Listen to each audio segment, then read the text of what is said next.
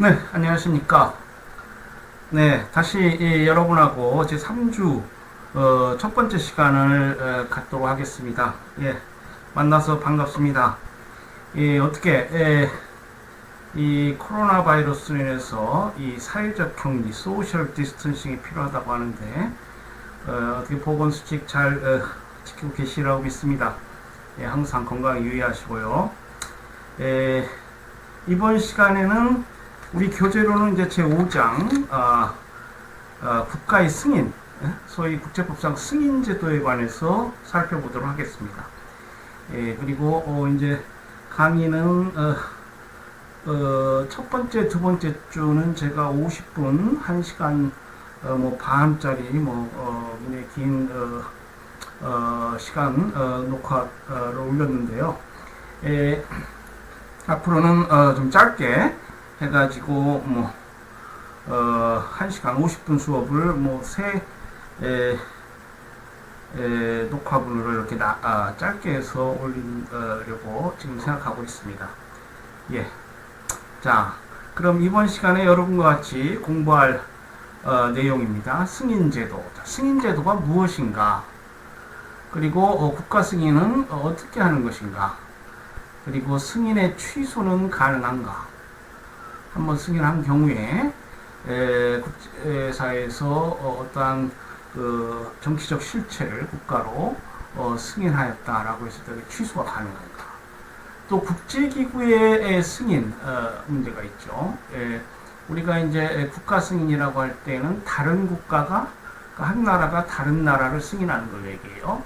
이제 국제기구의 승인 문제가 있을 수 있습니다.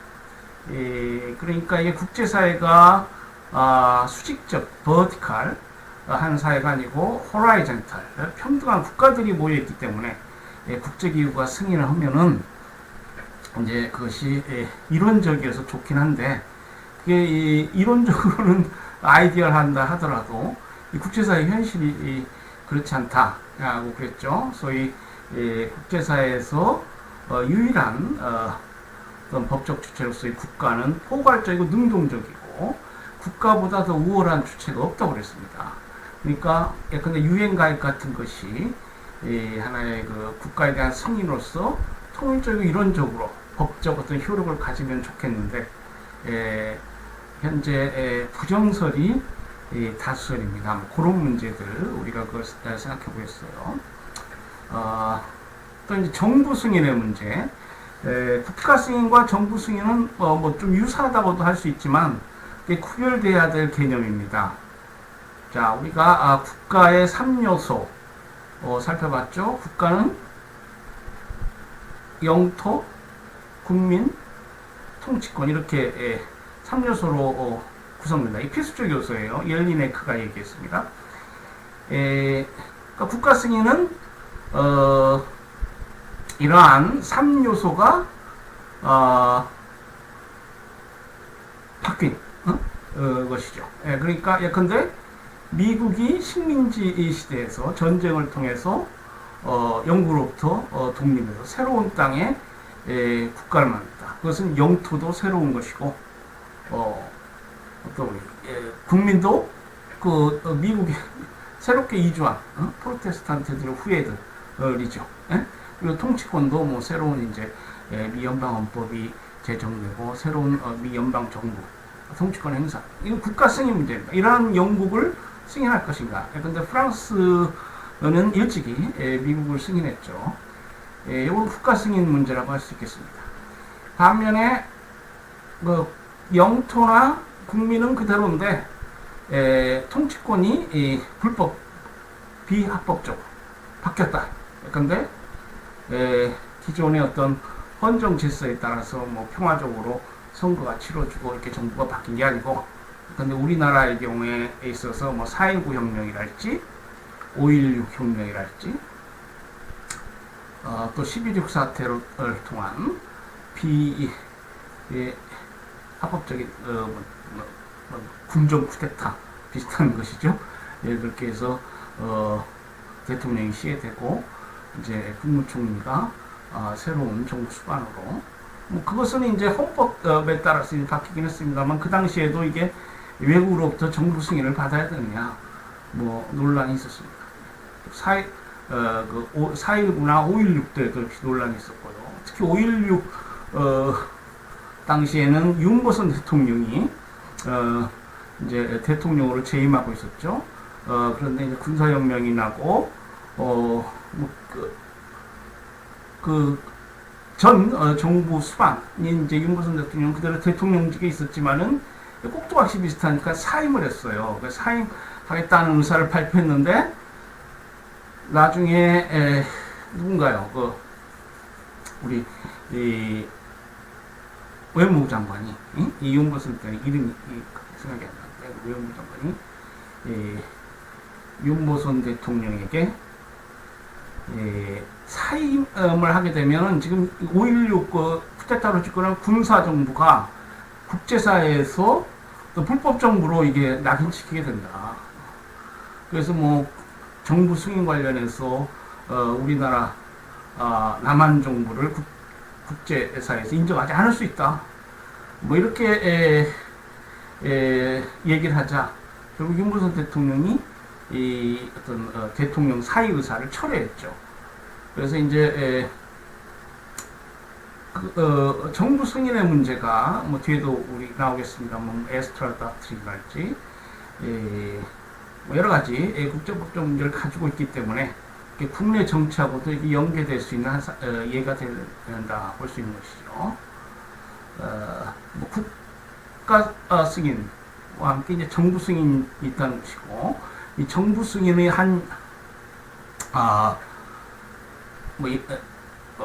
일종이라고도 할 수 있는데요. 망명 정부 승인 문제가 있을 수 있고, 또 교전단체, 뭐 민족 해방 전쟁에 관련해서 뭐 역사적으로 현대사에 있어서 많은 교전단체가 있었습니다. 이러한 경우에 교전단체를 국제법상 어떻게 취급할 것이냐. 이 교전단체를 국제법상 승인함으로써 이들에게 국제법상 의무를 부여하고, 물론 이제 그에 따라서 권리도 부여해야 되겠죠. 그래서 이게 법 체계 내에 포섭하는 것이 바람직할 수 있습니다. 그래서 그런 문제들이 논의되고요. 자, 국가 승인이나 정부 승인이 있게 되면은 그에 대한 국제법적 효과는 어떻게 되고, 또 국내법적 효과는 어떻게 되는가. 뭐 이런 문제들을 우리가 살펴보도록 하겠습니다. 자, 국가 승인 관련해서 국가는 여러 방식으로 성립합니다.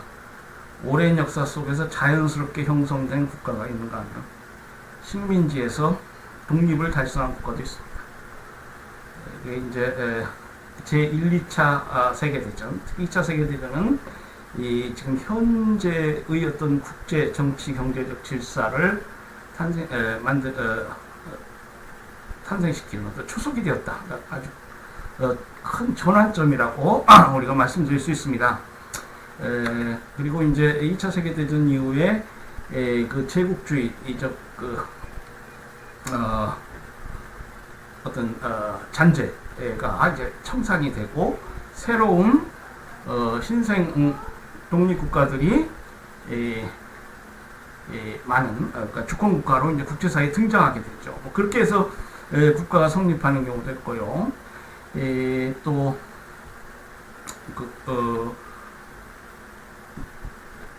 영토가 또 변경되는 경우가 있습니다.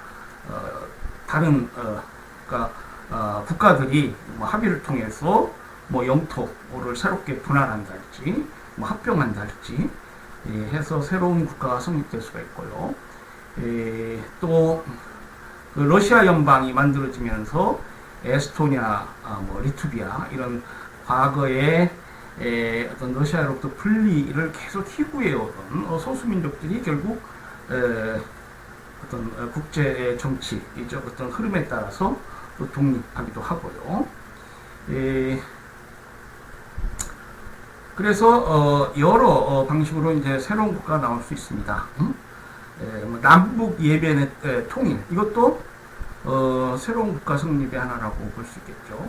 만약에 남한과 북한이 통일되면 어떻게 되겠어요? 그것도 이제 영토와 국민이 실질적으로 변경되는 거니까 국제법상 새로운 국가 성립으로 봐야 됩니다. 자, 이렇게 해서 국가가 성립이 되면은 그것이 이제 국제사회에서 국제법상 법적 주체로 보아야 하느냐. 이것이 우리 국제법을 공부하는 사람의 이제 주제입니다. 예? 그래서 이런 새롭게 성립한 국가. 그러니까 법이라는 것은 항상 권리 의무의 관계고, 이 권리 의무를 얘기하려면 그 권리 의무가 귀속되는 법적 주체가 있어요. 그것이 가장 능동적이고 완전한 법적 주체가 뭐라고 했어요? 국가입니다. 그러니까 국가가 국제법상 국가로서 어떤 권리 의무를 갖느냐와 관련해서 이제 국가 승인 제도가 문제되는 것인데요. 이 승인은 일목요연하게 설명하기로 온 주제 중에 하나입니다. 승인은 국제법상의 제도이나 실제 승인의 부여는 국제 정치적 고려의 영향을 강하게 받아요. 그러니까 이 국제법이 국제 정치를 떠나서 이해되기 어려운 측면이 있는 것이 사실이다, 이렇게 말씀드렸는데, 뭐 그렇습니다. 그래서 이 국가 승인 문제가 좀 여러분이 어떻게 보면은 좀 복잡한 국제법 문제 하나가 될 수 있습니다. 자, 각국마다 승인 정책이 다양하고 동일한 국가라 해서 반드시 일관된 정책을 고수하리다. 그렇죠? 그러니까 국가가 다른 국가를 승인할 것이냐, 이거는 외교 정책적 문제입니다. 그러니까 이제 그것이 국가 승인 제도를 복잡하게 만드는 요인이죠. 왜냐하면은 이 승인이나 뭐 이런 개념들은 이 상하 관계를 전제로 하는 경우가 많이 있잖아요.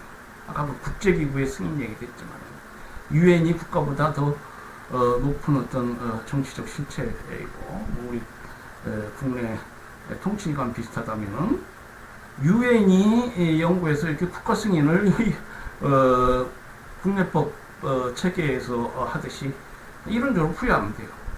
그러나 국제사회에서 유엔은 다른 그러니까 주권국가하고 평등하다, 이렇게 봐야 됩니다. 분권적인 거예요. 그렇기 때문에 유엔의 승인이라는 것은 구속력이나 법적 효력이 아직은 없다. 그런게까지 국제법이 아직 발전하지 못했다, 이렇게 보는 것이죠. 그러니까 승인은 개별 국가들이 다른 그러니까 국가이냐 아니냐 의문이 되는 다른 어떤 실체를 승인하는 거예요. 그러니까 보세요. 이론적으로 통일될 수가 없어요. 이론적으로 이게 이해될 수가 없습니다. 그래서 이제 창설적 교과서, 선언적 교과서도 있는 거예요. 그래서 이제 국가 승인을 하겠다는 의사를 표시했을 때 그 법적 효과가 그 국가를 창설하는 효과를 갖는다. 이게 이제 소위 constitutive theory라는 여기 나오는, 그러니까 선언적 효과만 갖는다. 이게 declaratory theory, 선언적 효과만 갖는다.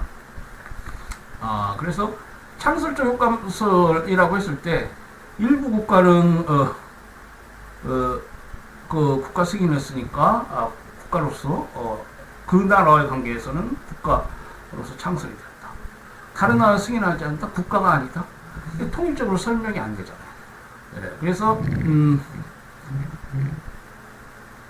이 창설적 효과설은 좀 오래된 이론입니다. 특히 그 9세기 유럽에서 유럽 주요 강대국들이 유럽이 작은 나라에 대해서 승인을 우월적 지위에서 뭐 부여한달지 뭐 그런 유습에서 이제 인정이 되고요. 특히 이제 서양 유럽 국가들은 국제법적으로 보면은 유럽 이외의 지역을 우리가 무주지로 봐요. 딴 나라는 국가도 아니다.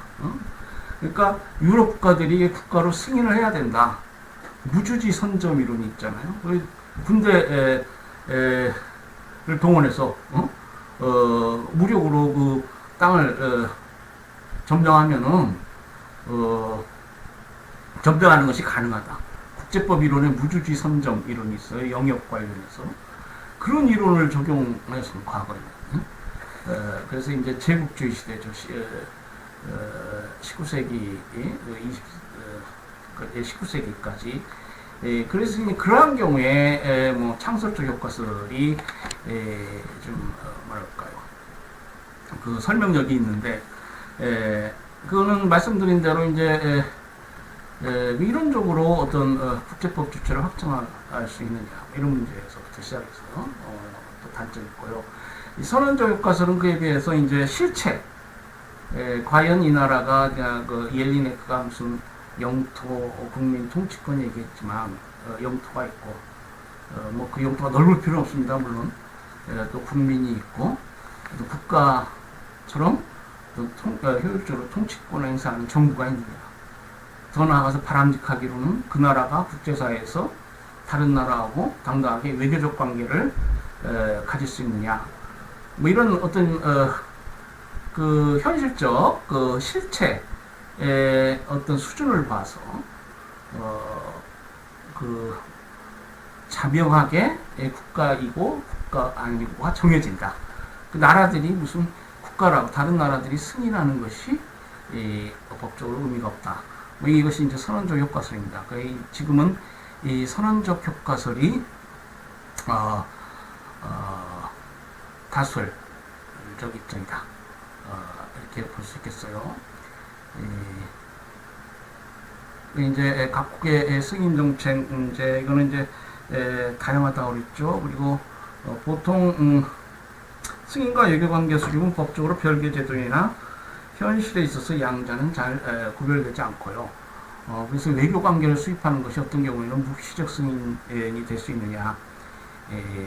그리고 또 외교관계를 단절했는데 그것이 승인을 취소한다거나 뭐 승인이 종료된 것을 의미하느냐. 뭐 이런 문제들이 있습니다. 보통 뭐 외교관계의 단절만으로 국가 승인이 취소된다고 보는 입장은 없습니다만. 그리고 이제 승인이라는 용어는 이런 국가 승인, 정부 승인 외에도 국제사회에서 많이 사용되는 말입니다. 뭐 예컨대 일국의 새로운 영유권 취득을 승인한달지 외국 법률이나 판결의 승인 에서도 이제 뭐 사용하죠. 여러분 뭐 민사소송법 혹시 공부하시면 들으시겠는데 외국 판결의 승인과 집행 뭐 이런 부분이 있죠. 네. 자, 승인제도의 의미하고 이론적 대립 관련해서 말씀드렸습니다. 잠시 뒤에 창설적 효과와 선언적 효과설을 조금 더 살펴본 후에 또 다음 주제로 넘어가도록 하겠습니다.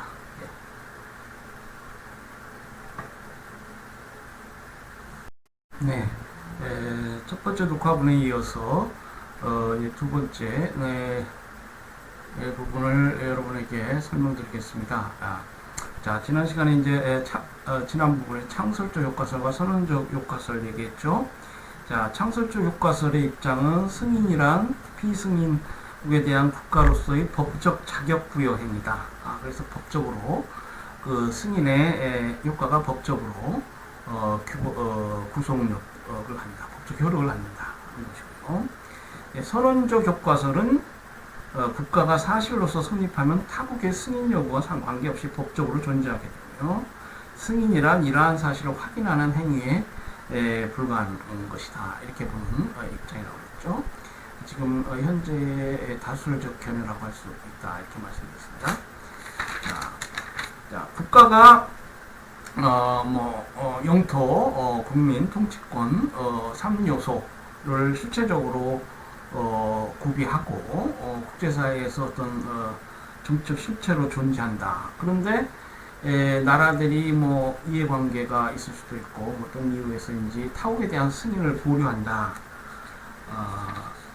그랬을 때 우리가 어떻게 봐야 될 거냐.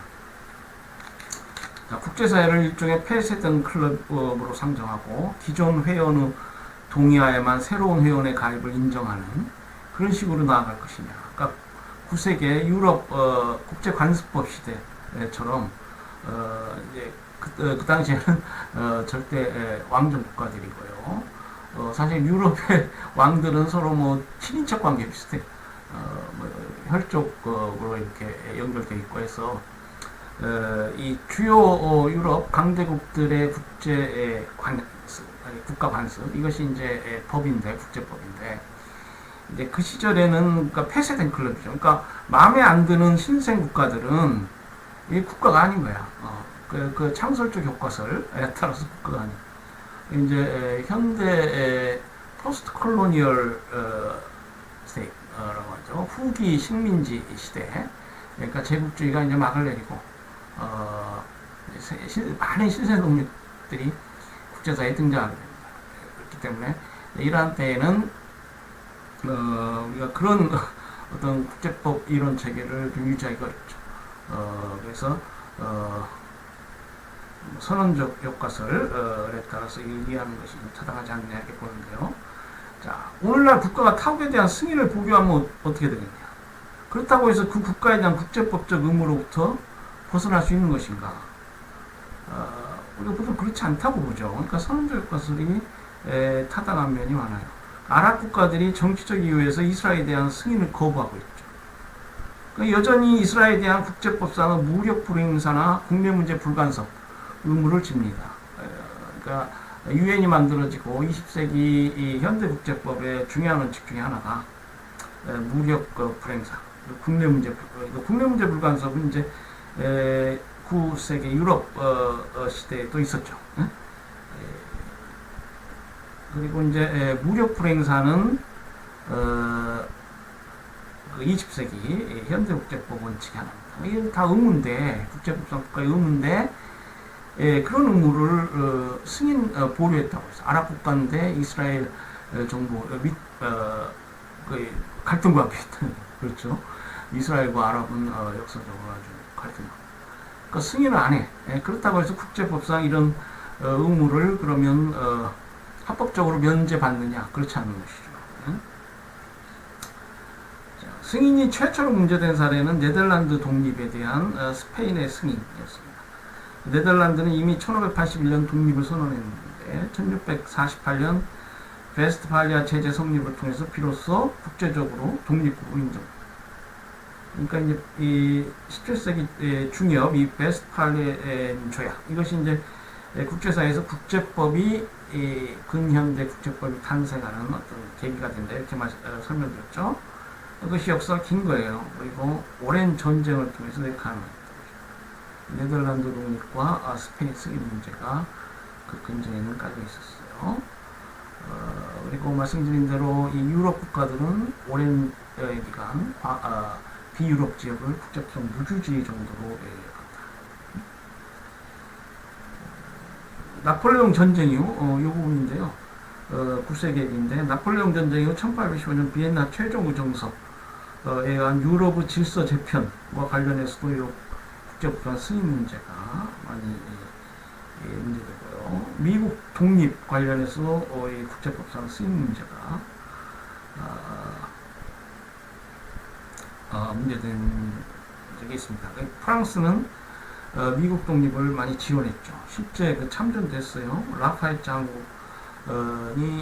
참전해서 미국 독립에 현실적으로 많은 기여를 했는데 그에 따라 뭐 일찍이 미국을 국가로 승인한 예가 있습니다. 자, 오늘날 세계를 우리가 바라봤을 때 뭐 이런 더 이상 무주지 선정의 대상인 비유럽 지역 국가들이 있다 뭐 이렇게 볼 수는 없죠. 그래서 이제 승인을 받기 전이라도 선언적 교과서에 따라서 국가가 법적으로 존재할 수 있습니다. 근데 실제로는 지금도 선언적 교과설과 창설적 교과설의 차이가 뭐 이렇게 큰 건 아니다. 뭐 이렇게 얘기하는 학자들이 많이 있어요.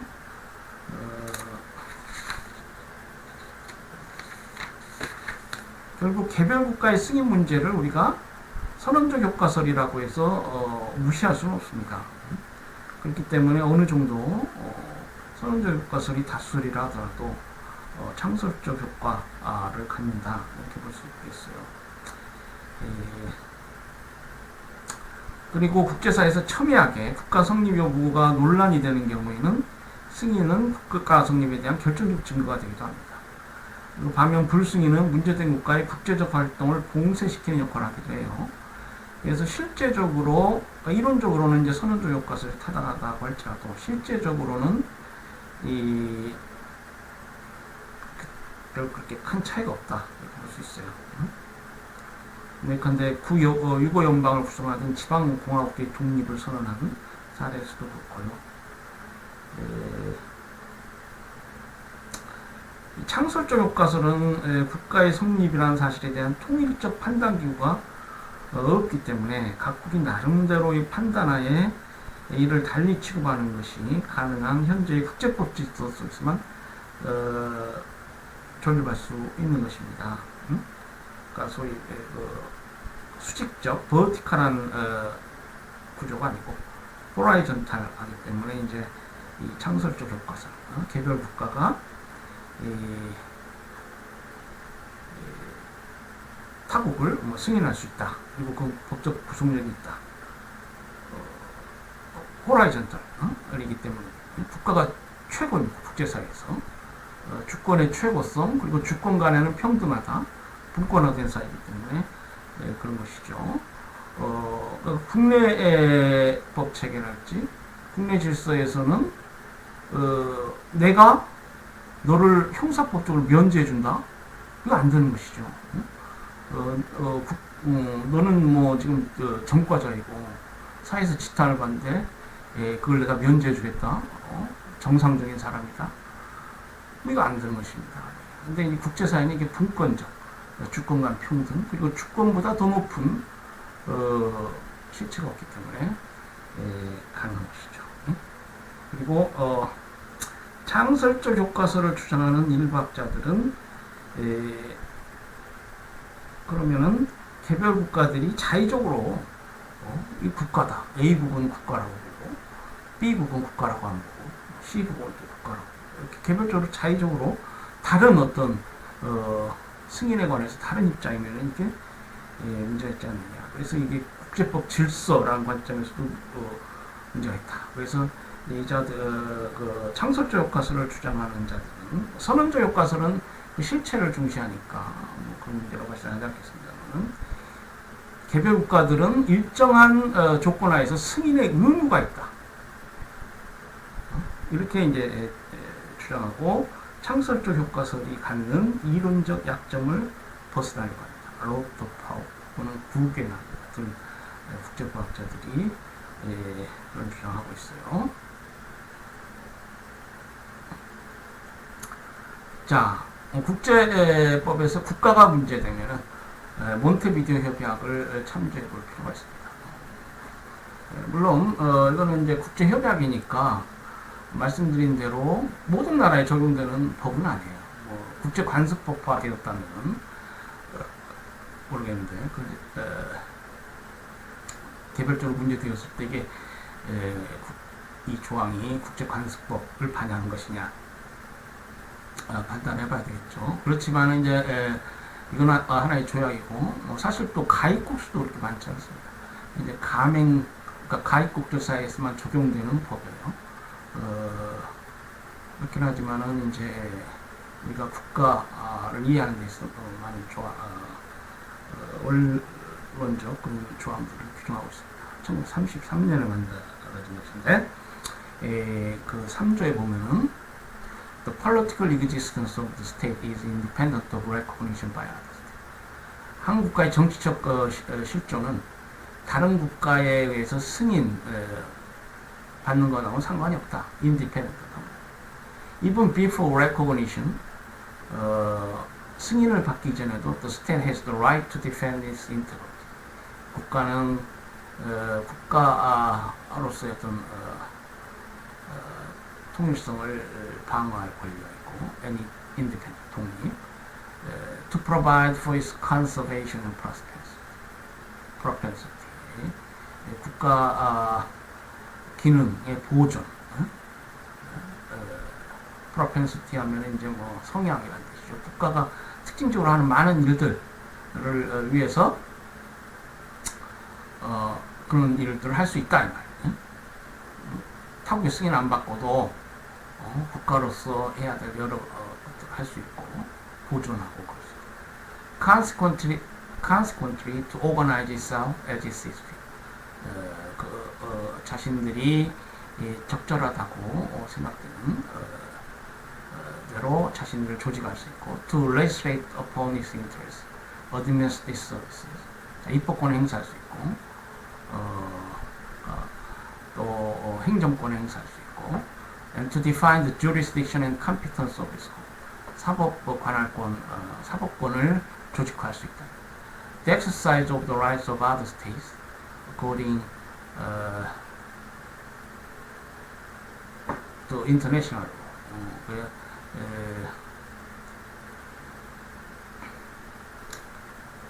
이게 좀 중간 부분이 타이프가 안 되어 있습니다.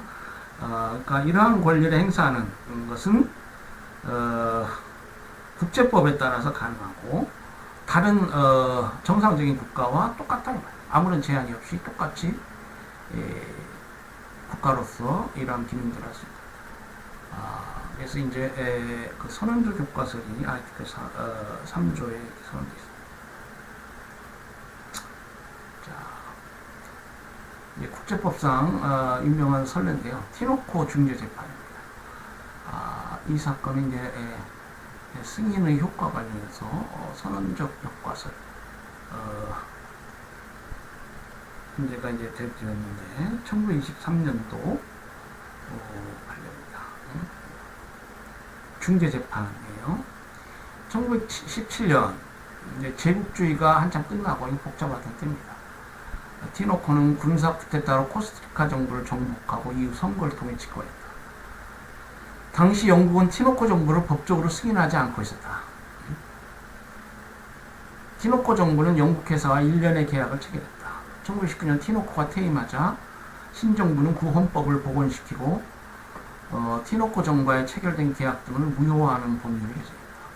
자, 티노코 정부가 이제 영국 입장에서는 자국기업이 투자한 것인데 이걸 무효화했으니 이제 국제 분쟁이 발생할 수밖에 없게 됐죠. 그러니까 이 당시에는 이제 사실 유럽 선진 강대국들이 그 당시까지만 해도 이제 20세기가 이제 19세기에서 20세기, 그래서 20세기 들어설 무렵에 이제 미국의 세계 패권이 상당 부분 공고화되기 시작하는데요. 이제 유럽 그 구세계 강대국들, 영국이나 프랑스 이런 나라들은 이제 이 당시에 그 자국 투자를 보호하는 것이 국제법상 아주 현안 하나가 됩니다. 뭐 지금 20세기에 새로운 뉴 밀레니엄이라고 그러죠. 21세기에 들어서 또 우리 강대국 관행을 보면은 이 투자 분쟁이랄지 강대국의 자국 투자 보호 이런 문제들이 이제 국제법의 어떤 중요 주제가 되죠. 또 국제 정치의 중요 주제로 이렇게 등장합니다. 그래서 이제 영국 정부는 이러한 자국의 피해 배상을 요구하게 되고요.